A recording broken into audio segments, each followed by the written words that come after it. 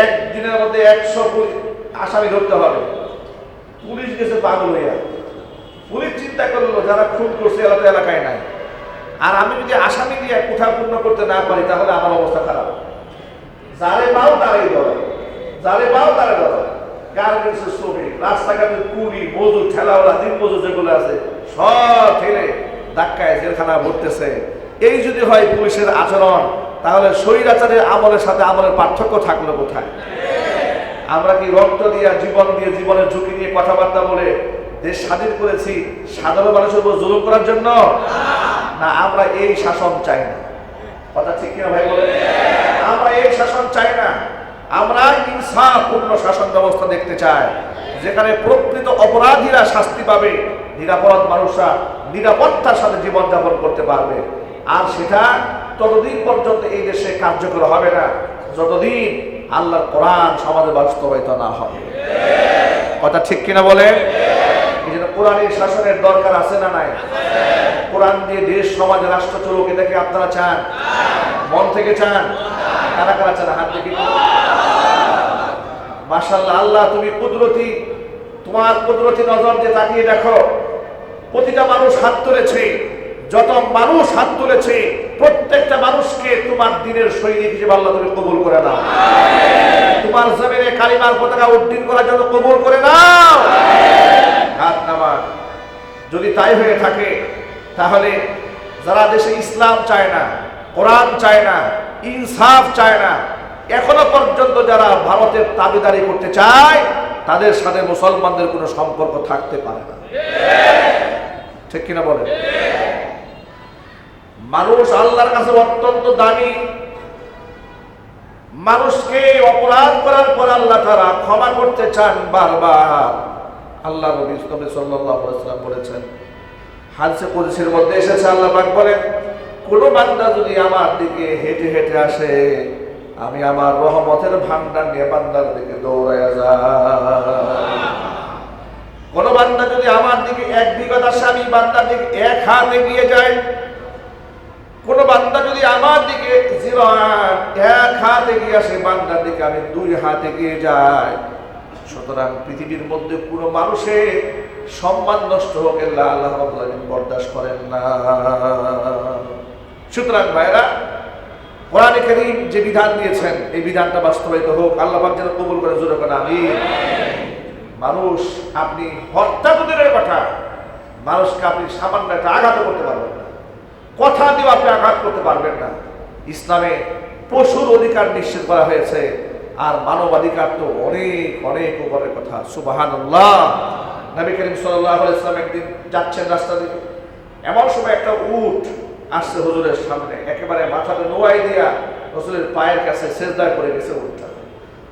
উটের চোখ থেকে পানি ঝরতেছিল। আল্লাহ নবী বললেন, উটের মালিককে ডেকে নিয়ে আসো। উটের মালিককে ডেকে আনা হলো। হুজুর তাকে ডেকে বললেন, তোমার উটের চোখের ভাষা বলছে, উটকে দিয়া যে পরিমাণ পরিশ্রম তুমি করাও, সে অনুযায়ী খাবার তুমি তাকে দাও না। মনে রেখো, একটা প্রাণীর উপর তুমি জুলুম করতে পারবে না। সুবহানাল্লাহ বলেন। সামান্য একটা উটের উপর জুলুম রাসূল সহ্য করেন না। অনেক সময় দেখবেন, অনেক পশু যারা পালে, অনেক সময় পশুর গায়ে লোহা গরম করে শিক দিয়ে, তাপ দিয়ে দাগ লাগাই দেওয়া হয়, চিহ্ন, অক্ষর লিখে দেওয়া হয়। আছে না এরকম? ১৫০০ বছর আগে নবী করিম সাল্লাল্লাহু আলাইহি ওয়াসাল্লাম এটাকে হারাম ঘোষণা করেছেন। না, পশুর গায়ে দাগ দেওয়া যাবে না। এটা পশুর গায়ে দাগ দেওয়া যায় না। হাতটাকে যখন আমরা কুরবানির সময় পশু জবাই করি, সেই পশু জবাই করার সময়ও পশুর যেন কষ্ট না হয়। হুজুর বলেছেন, নবী করিম সাল্লাল্লাহু আলাইহি ওয়াসাল্লাম বলেছেন, ইদা যাবাহতুম ফাআহসিনুদ যাবহা, সুন্দর মতো জবাই করবে। এর মানে ওই যে ভুতা ছুরি দিয়া জবাই করবা, এদিকে কাটবে, এদিকে কাটবে না, এদিকে কাটবে, এদিকে কাটবে না, কখনো গরু দৌড় দেবে, কখনো উঠবে, বসবে। একটা প্রাণীকে এইভাবে কষ্ট দিয়ে মারা যাবে না। সুবহানাল্লাহ। কল্পনা করা যায়? ইসলামের সকল ক্ষেত্রে ইনসাফ করা হয়েছে। যেখানে জানোয়ারের ক্ষেত্রে ইনসাফ করা হয়েছে, সেখানে মানুষের ক্ষেত্রে ইসলাম কতটা কঠোর। এই জন্য কোরআন বলে, মান কাতালা নাফসান মুতাআম্মিদান ফাজাযাউহু জাহান্নাম, ইচ্ছাকৃতভাবে কেউ যদি মানুষ খুন করে, নামাজি হলেও তার ঠিকানা হয়ে যাবে জাহান্নাম।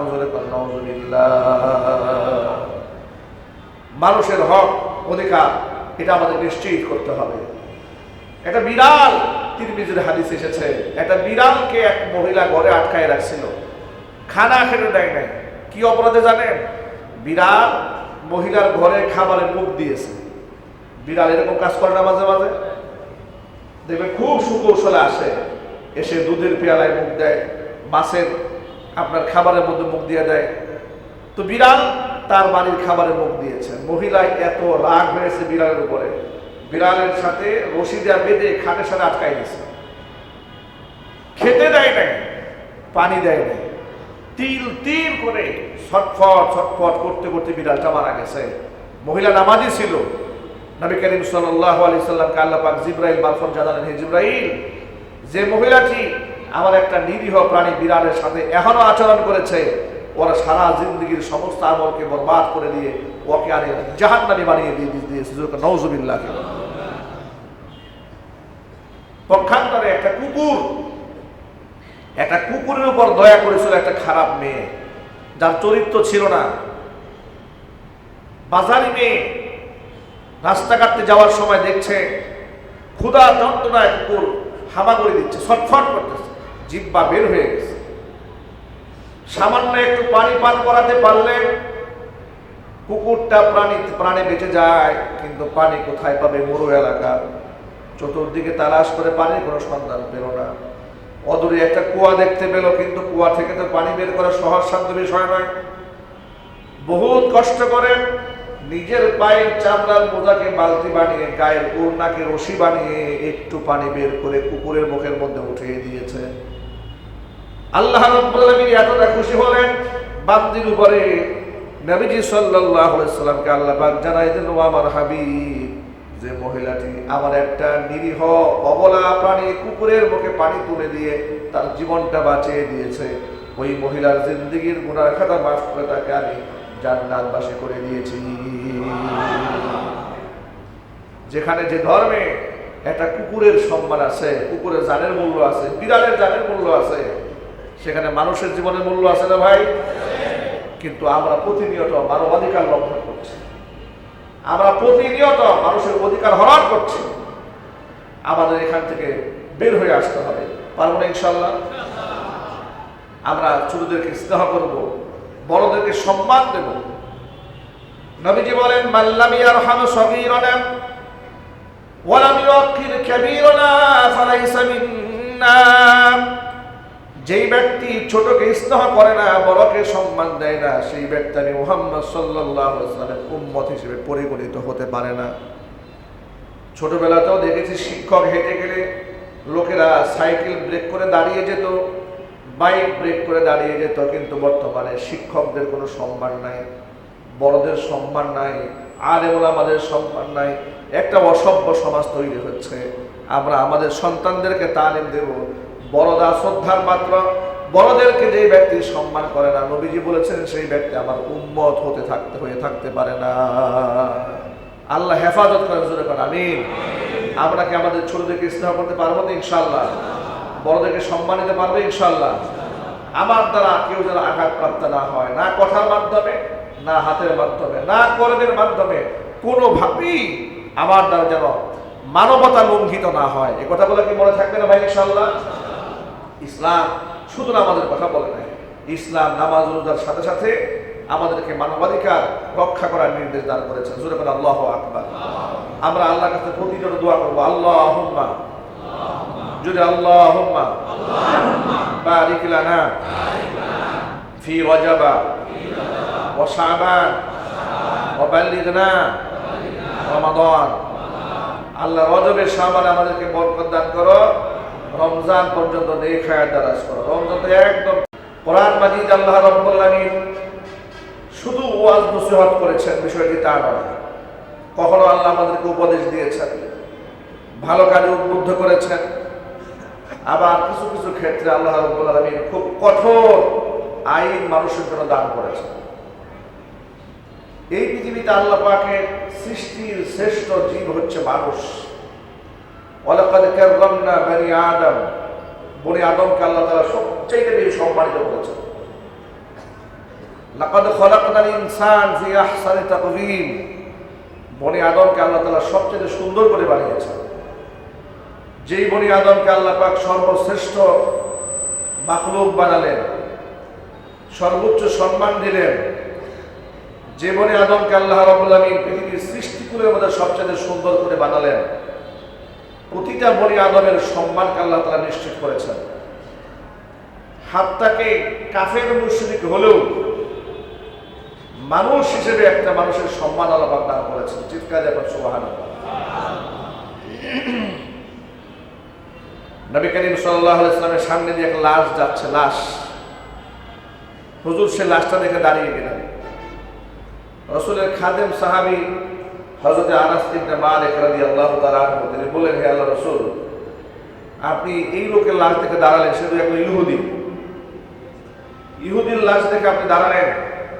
রাসূল বললেন, আলাইসাত হুয়া নাফসান, সে কি মানুষ ছিল না? আমি মানবতার সম্মানে দাঁড়িয়েছি। চিৎকার দেবেন আল্লাহু আকবার।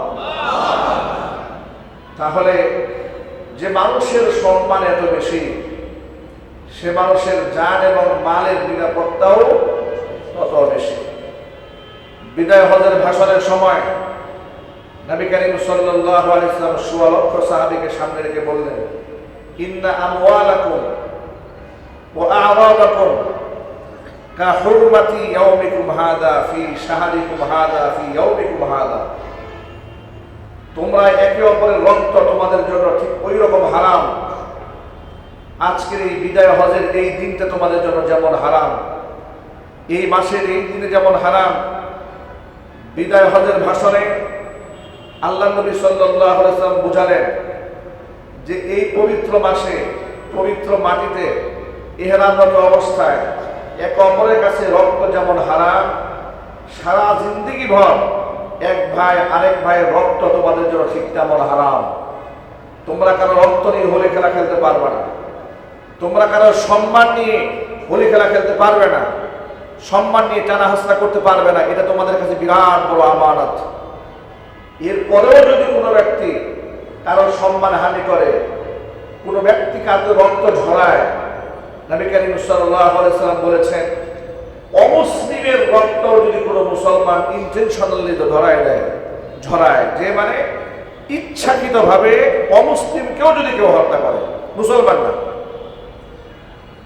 আল্লাহর হাবিব বলেন, মান ক্বাতালা মুআহাদান লাম ইয়ারিহ রাইহাতাল জান্নাতি ইয়াওমাল কিয়ামাহ, কোন ব্যক্তি যদি এই দুনিয়াতে মুসলমানদের দেশে বসবাসকারী অমুসলিমকে হত্যা করে, কিয়ামতে ওই লোক আল্লাহর জান্নাতে প্রবেশ করতে পারবে না। জান্নাতে তো যাবেই না, জান্নাতের খুশবু পর্যন্ত লোকটি নাকের মধ্যে পাবে না। অমুসলিমকে মারলে যদি এই দশা হয়, তো মুসলমানকে মারলে? কোরআন বলেছে, মান ক্বাতালা নাফসান বিগাইরি নাফসিন আও ফাসাদিন ফিল আরদি ফাকান্নামা ক্বাতালান নাস জামিআ, ইচ্ছাকৃতভাবে যদি কেউ কোনো মানুষকে খুন করে, সে যদি একজন মানুষকে খুন করলো না, সারা পৃথিবীর সমস্ত মানুষকে খুন করলে যে পাপ হতো, একজন মানুষকে খুন করলে সেই ব্যক্তি যেন পৃথিবীর সমস্ত মানুষকে খুন করে ফেলেছে। নাউযুবিল্লাহি মিন যালিক। ওয়া মান আহইয়াহা, কেউ যদি কাউকে বেঁচে থাকার সুযোগ করে দেয়, কারো জান বাঁচিয়ে দেয়, সেজন্য একজন মানুষের জান বাঁচালো না, ফাকান্নামা আহইয়ান নাস জামিআ, সে যেন সকল মানুষের জীবন বাঁচিয়ে দিয়েছে। সুবহানাল্লাহ। আমি আপনাদের সামনে এই আয়াতে কারিমা তেলাওয়াত করার আমার উদ্দেশ্যটা কি? উদ্দেশ্য হলো, যারা পরিকল্পিতভাবে মানুষ খুন করে, তারা শুধু মানবতারই দুশমন না, তারা আল্লাহর দুশমন, তারা কোরআনের দুশমন। কথা বলতে হবে, ঠিক কিনা বলেন? কয়েকদিন আগে আপনারা দেখেছেন আমাদের বৈষম্য বিরোধী ছাত্র আন্দোলনের ছেলেদেরকে প্ল্যান করে মোজাম্মেল সাহেবের বাড়িতে ডেকে নিয়ে কিছু লোকেরা ঠান্ডা মাথায় কুবায় খুন করেছে। গতকালকে একজনের জানাজা হয়েছে, আমরা বিষয়টি নিয়ে অত্যন্ত মর্মাহত। আজকে গাজীপুরটাকে সারা বাংলাদেশের মানুষের কাছে কাদার করে দেওয়া হয়েছে। আমরা কোথাও গেলে লোকেরা জিজ্ঞেস করে, হুজুর গাজীপুর এত উত্তপ্ত কেন, গাজীপুর এত গরম কেন? সন্ত্রাস এবং গুন্ডাদের দিয়ে গাজীপুর মানুষের কাছে কলুষিত হবে, এটা আমরা কোনোদিন চাই না। কথা বলতে হবে ভাই, ঠিক না?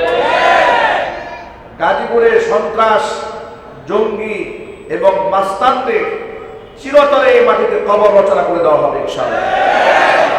কোন সন্ত্রাস ইসলাম গাজীপুর মাটিতে হবে না। যারা আগে ক্ষমতা বলে অস্ত্রধারী ব্যক্তিদেরকে লালন করেছে, এই সন্ত্রাস এবং গুন্ডাদের সঠিক বিচার এই মাটিতে হওয়া দরকার। কথা বলেন ভাই, দরকার আছে না? দরকার আছে কিনা জোরে বলেন। তা না হলে আপনি নিরাপত্তা নিয়ে রাস্তায় চলতে পারবেন না। আর হত্যা সঠিক বিচার এই মাটিতে না হওয়ার কারণে সিরিয়াল কিলার, একেবারে প্রফেশনাল খুনি, এগুলো তৈরি হয়েছে হত্যার বিচার মাটিতে না হওয়ার কারণে। অথচ ১,৫০০ বছর আগে কোরআন হত্যার কি ফয়সালা হবে হত্যা করলে স্পষ্ট কোরআনে বলে দিয়েছে। আল্লাহ পাকের বাণী, আল্লাহ বলছেন, وَكَتَبْنَا عَلَيْهِمْ فِيهَا أَنَّ النَّفْسَ بِالنَّفْسِ وَالْعَيْنَ بِالْعَيْنِ وَالْأَنْفَ بِالْأَنْفِ وَالْأُذُنَ بِالْأُذُنِ وَالسِّنَّ بِالسِّنِّ وَالْجُرُوحَ قِصَاصٌ فَمَنْ تَصَدَّقَ بِهِ فَهُوَ كَفَّارَةٌ لَهُ وَمَنْ لَمْ يَحْكُمْ بِمَا أَنْزَلَ اللَّهُ فَأُولَئِكَ هُمُ الظَّالِمُونَ। আল্লাহ পাক বলেন, মানুষের জন্য এটা আমি লিখিতভাবে ফরজ করে দিলাম, জানের বদলা জান। কেউ যদি কারো জান নিয়ে নেয়, বিনিময়ে তার জানটা নিয়ে নেওয়া হবে। ওয়াল আইনা বিল আইনি, কেউ যদি কারো চোখ অন্ধ করে দেয়, বিনিময়ে তার চোখটা অন্ধ করে দেওয়া হবে। ওয়াল আনফা বিল আনফি, কেউ যদি কারো নাক কেটে দেয়, বিনিময়ে তার নাকটা কেটে দেওয়া হবে। ওয়াল উযুনা বিল উযুনি, কেউ যদি কারো কান কেটে দেয়, বিনিময়ে তারও কানটা কেটে দেওয়া হবে। ওয়াস সিন্না বিস সিন্নি, কেউ কারো দাঁত ভেঙে দিলে তার দাঁতটা ভেঙে দেওয়া হবে। ওয়াল জুরুহা কিসাস, কেউ যদি কাউকে আঘাত করে, সমপরিমাণ আঘাত তাকেও ফিরিয়ে দেওয়া হবে। এটা কার বিধান জোরে বলেন? আরো চিল্লায় বলেন না, কার বিধান? কিন্তু খুনিদের বিচার এই মাটিতে যথাযথ না হওয়ার কারণে একের পর এক খুন খারাপ বাংলাদেশে বেড়েই চলছে। কথা বলেন ঠিক কিনা? ওরা বৈষম্য বিরোধী ছাত্র আন্দোলনের উপরে রামদানি ঝাঁপিয়ে পড়তে সাহস পেয়েছে কিভাবে জানেন? ওরা যখন দেখলো জুলাই আগস্টের গণহত্যাকারীদের হাতের মধ্যে হ্যান্ডকাপ পর্যন্ত পরানো হয় না, কথা বলেন, যখন তারা দেখলো জুলাই আগস্টের গণহত্যাকারীদেরকে প্রিজন ভ্যান থেকে যখন নামানো হয়, একেবারে ইস্ত্রি করা আয়রন করা জামা পরে পরে যখন নামে হাসতে হাসতে, মনে হয় না কোনো খুনের আসামি নামতেছে, মনে হচ্ছে জামাই শ্বশুর বাড়িতে আসে দাওয়াত খাইতে।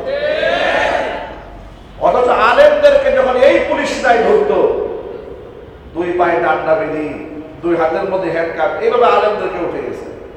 আর খুনিদেরকে জামাই আদর করে উঠানো হচ্ছে, তখন এলাকার পাতি খুনি যেগুলো আছে মনে মনে চিন্তা করে, আমরাও যদি অ্যারেস্ট হই অসুবিধা নাই, আমাদেরকে এরকম আয়রন করে জামা পরিয়া ফুরফুরা মেজাজে একটা প্রতিদিন হালুয়া রুটি খাওয়ানো হবে।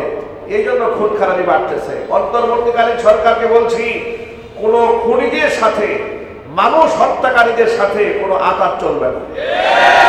কথা ঠিক কিনা যদি বলে? সে খুনি যেই হোক না কেন, খুনি যদি আমার বাবাও হয় তাকে ছাড় দেওয়া হবে না, খুনি যদি আমার ভাইও হয় তাকে ছাড় দেওয়া হবে না, তারা অবশ্যই বিচার করতে হবে। আপনারা কি রাজি আছেন?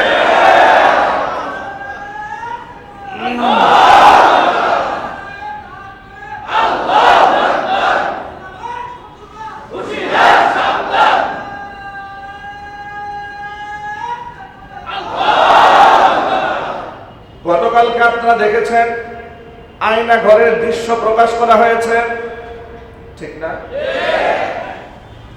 ভাবতে পারেন যে মানুষ এত পাষণ্ড হয় কি করে, মানুষের মন এত শক্ত হতে পারে, এটা কি কল্পনা করা যায়? ইলেকট্রিক চেয়ার, সেখানে বসিয়ে নিরাপদ মানুষদেরকে বিদ্যুতের শক দেওয়া হয়েছে, নাউজুবিল্লাহ। এরপরে ছোট্ট টয়লেটের সমান একেবারে 4 ফিট 5 ফিট এরকম একটা রুমের মধ্যে জানালাও নাই, দরজা কোনো মতে ঢুকতে পারবে, কোনো ভেন্টিলেশন নাই, কিচ্ছু নাই। এর মধ্যে লোকদেরকে বেঁধে রাখা হয়েছে 1 বছর 2 বছর নয়, 8 বছর 10 বছর 12 বছর। চোখের মধ্যে কাপড় বেঁধে রেখে দিয়েছে। মানুষের সাথে মানুষ এমন আচরণ করতে পারে? যে স্বৈরাচারীর নির্দেশে আয়নাঘর বানানো হয়েছে, মানুষদেরকে গুম করা হয়েছে, খুন করা হয়েছে, স্বৈরাচারী ভারত বসে বসে বড় বড় কথা বলে, আমার কি দোষ?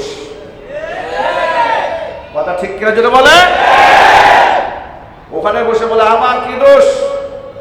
তার কোনো দোষ নাই, উনি মাত্র বেহেশত থেকে পালায় আসছে। মানুষ এত নির্লজ্জ কেমনে হয়, এত বেহায়া কেমনে হয়? হাজার হাজার মানুষ খুন করার পরে সামান্য অনুশোচনা যার অন্তরে আসে না, আল্লাহর কসম সে মানুষ হতে পারে না, জানোয়ার ছাড়া কিছু নয়। সেই জানোয়ারের পক্ষে কোনো মুসলমান থাকতে পারে না। যদি কোনো মুসলমান ওই জানোয়ারের পক্ষে কথাবার্তা বলে, তাদেরকে সামাজিকভাবে ভয় করার আহ্বান জানাচ্ছে। সামাজিক কোনো সম্পর্ক এদের সাথে রাখবেন না, এরা মানবতার দুশ্মন, এরা আল্লাহর দুশ্মন, এটা কোরআনের দুশ্মন, এরা দেশের দুশ্মন। কথা বলে ঠিক কিনা বলেন?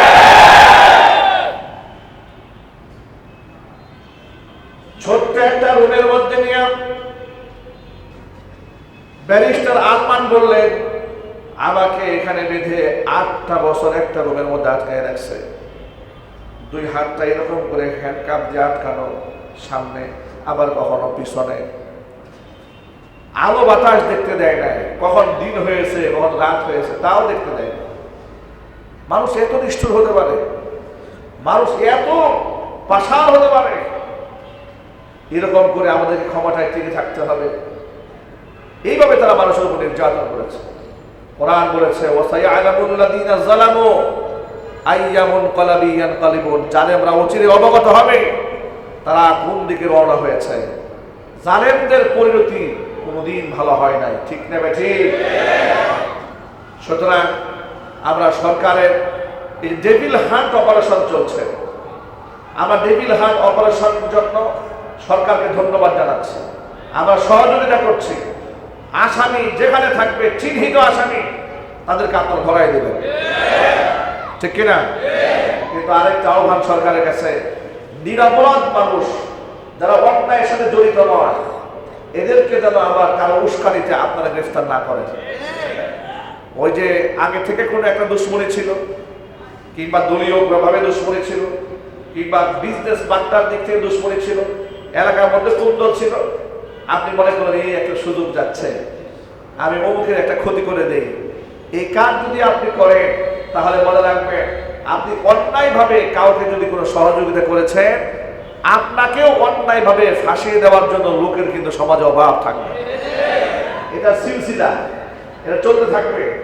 আপনি কারো অন্যায় কাজে সহযোগী হবেন না, তবে ন্যায়ের কাজে আপনি সহযোগী হন। প্রকৃত অপরাধী যারা, তারা গ্রেফতার হোক, এটা আপনারা চান কিনা? যারা মানুষ মেরেছে তারা ধরা পড়ুক, এটা আমরা চাই না?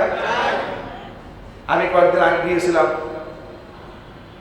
কোর্টে গিয়েছিলাম, সেখানে কিছু লোক আমাদের কিন্তু বলেন, হুজুর আমাদের জন্য দোয়া করবেন। আমরা গার্মেন্টসে চাকরি করে ঘরে ডিউটি করে শুয়ে আছি, রাত 2টায় আমাদের পুলিশ গিয়ে ডেকে উঠেছে। পুলিশ উঠে বলতেছে কোর্ট, কেন? স্যার তোমাদের সাথে একটু জরুরি কথা বলবো। স্যার আসছে, তো স্যারের তো খায় কোনো কাজ নাই। স্যারকে স্বরাষ্ট্র মন্ত্রণালয় থেকে বলা হয়েছে